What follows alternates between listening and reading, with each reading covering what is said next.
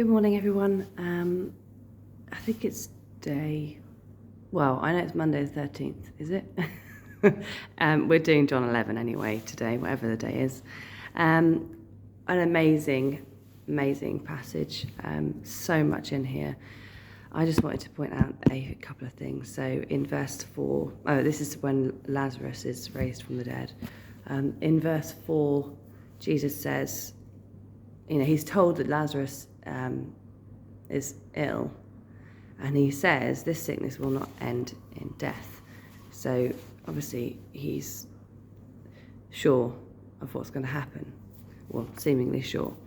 And then he goes and visits Mary and Martha, and Martha says, when she sees him, she says, "Lord, if you'd been here, my brother wouldn't have died.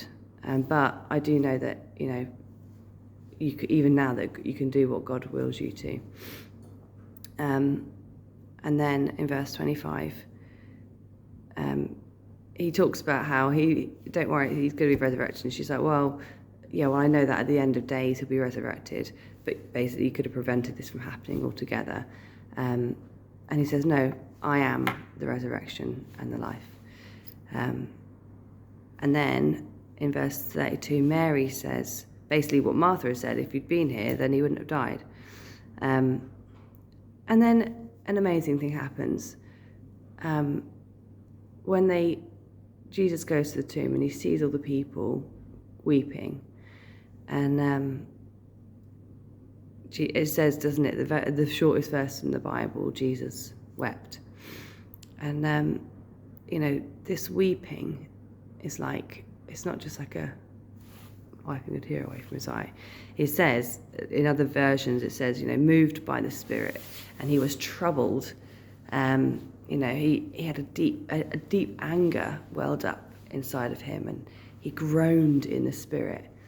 Now, he's already said that it's not going to end in death. He already knows that. But he's groaning and weeping at the sorrow that death has caused his loved ones, has caused his people.